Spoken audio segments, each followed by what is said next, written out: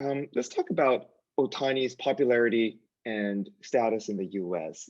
A lot of Japanese media have been, talking about Otani, how people how Otani's created kind of a fever in the U.S. Well, baseball is not really so much a sport that every person in the country knows all about. There's other sports that are more popular, football mainly.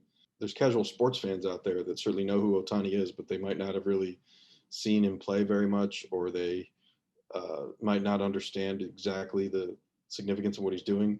And there's non-sports fans that have no idea who he is at all. So it's not like if he walks down the street that every person is going to recognize him. And I think even just in baseball, because for so long we've had no fans in the stands, the real Otani mania hasn't really taken on the way it was in 2018. I think we're going to see that again soon, because the stands are full again now, and he's about to be in the All-Star game. And I think that will be really a big eye-opener for a lot of just regular baseball fans who haven't been watching the Angels. They'll get to see him. They'll hear a lot of talk about him. And he's also this week in New York. Certainly when something happens in New York, people notice it a lot more. So I think as the season goes on, there will be more real kind of buzz around Otani. How was the atmosphere at Yankee Stadium? It was very interesting because when the Angels came here in 2018, it was Otani's first year. And a lot of Yankees fans certainly remembered from just 5 months earlier that when Otani basically said he did not want to play for the Yankees, when he set his list of 7 teams that he wanted to have interviews with, the Yankees were not one of them. So they did not even make the first cut of the process. And I think a lot of people were expecting the Yankees would be one of the 2 or 3 top destinations for him. And so there were a lot of Yankee fans where they booed him every time he came up to the plate. One of the newspapers in New York had a headline that said chicken, I think. They thought that he was afraid to pitch in New York, afraid to play in New York. And then that was multiplied because he was supposed to pitch in New York in 2018, but the Angels scratched him from his start just because they thought he needed a little rest. The workload was getting a little too much for him, which turned out to be accurate because he did end up getting injured about 2 weeks later. So clearly something was starting to go wrong at that point. But at the time, people just thought they were avoiding the Yankees because they didn't want him to pitch in New York. And so the newspapers were getting on him again then. This time, though, there's been no boos that I've heard. People are excited to see him. And when he hit 2 homers last night, and then the third time up, he hit a ball to the warning track, and a lot of people were like excited. They thought he was going to hit the 3rd homer, and people got, everybody cheered as the ball went up, and then it was kind of a groan when it landed short of the fence. So there's definitely excitement about Otani in New York. It's a little different than it was 3 years ago. Is it possible those fans actually want Otani to sign with them when he becomes a free agent?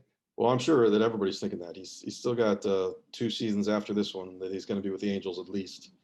But I'm sure every other team in baseball is thinking, boy, it'd be great if we had Otani too. So we'll see. I know it's too early to talk about this, but when he becomes a free agent, what would it take for a team to sign him? There's no way to answer that right now. And I think that I suspect that he will not become a free agent because I think the Angels will probably sign him to an extension before he gets there. I mean, that's what they've done with Mike Trout. They never let Mike Trout get within 2 years of being a free agent. And Otani is obviously everything that Mike Trout is, and he's even more marketable than Mike Trout is. So, and the Angels are going to have some other big contracts coming off the books. They're not going to have Albert Pujols anymore. They're not going to have Justin Upton anymore at that point. They will just basically have Trout and Anthony Rendon are the big contracts they'll have. So I expect it's likely that the Angels will sign Otani to an extension, probably maybe at the beginning of next year is reasonable if he finishes this year the way he's going. I don't know how long it's going to be or how much money it's going to be for. It's very complicated because he's a pitcher and a hitter, and you never know how long that's going to last and how valuable is he if he only does one. So that makes there's no comparison with any other player to figure out like what he's worth. But I think the Angels are smart enough to not want him to leave as a free agent. Would you say it would be at least like $200 million if he actually plays at this pace throughout this year? I don't know. I couldn't even say. Yeah. Because the pitching thing complicates it. The longest contract any pitcher's ever gotten ever is 9 years. That's what Garrett Cole got. So as long as Ohtani's pitching and they value him as a pitcher too, I don't think you can promise 10 years. So we'll see what happens. It'll be fascinating. Going back to Ohtani's popularity, is the fact that Angels are kind of far from the playoff race, does it actually make it more difficult for the media to cover him, non-local media to cover him? I don't know about that. I think it certainly creates a narrative about it's really disappointing that the Angels are not good because people want to see him in the playoffs, just like Mike Trout. But I think that the media still, the national media outlets, Sports Illustrated, The Athletic, ESPN, they're still very interested in writing about Ohtani, regardless of how good the Angels are. And things have changed over the past 20, 30 years, right? And when it used to be there's no internet, everyone watched TV. So even if you're not that much interested in baseball or sports, you would at least see him, like when you're turning channels, and you might see ESPN or, other sports channels and able to see some baseball players, in action. But right now, like, everyone watches their own thing, right? Your daughter's probably, never watches something that she's never interested in. It is interesting because I actually have a joke with a friend of mine who likes the NBA, and I don't pay any attention to the NBA, and she makes fun of me because I can't name any NBA players, or only a few. And the reason for that is because now I don't have to pay attention to the NBA at all if I don't want to, because I can pick exactly what I'm interested in, and I can just watch baseball if I only want to watch baseball. Whereas, like you said, before all this, when you just had to watch SportsCenter on ESPN, you saw the NBA highlights whether you were interested or not, because you had to watch them to get to the other stuff that you wanted to see. So you sort of were forced to get some exposure to all sports. It's not that way anymore. So if you're not interested in something, you can basically ignore it entirely.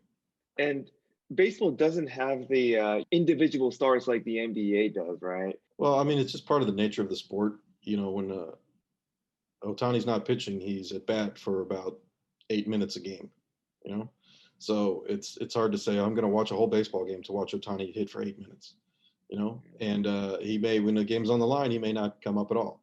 So that's different from the other sports. And there's also so many more games that it doesn't make it as much an event when he's playing, although it is a little bit of an event when he pitches. But I think that's just the nature of baseball. It makes it less conducive to the casual fans really jumping on to watch superstar players like they might in other sports. I think it was J.J. Watt who said Ohtani deserves more coverage, and I think a lot of former baseball players also said Ohtani deserves more coverage. Do you feel the same way? Yeah, I definitely think people should talk about it more. I think that what he's doing, nobody has done ever, really. And even Babe Ruth didn't do it for very long, and he did it sort of by accident. And then once he realized that he could just hit, he didn't really want to pitch anymore, as opposed to Ohtani, who definitely wants to continue to do this and has become a big star doing it. It's possible that it's really difficult for non-baseball fans to understand the significance of Ohtani's two-way experiment. I guess a lot of people think, hey, I pitched in high school, I pitched and hit in high school, so what's the big deal, right? Definitely. I mean, you just have to keep reminding people that nobody's done this in 100 years.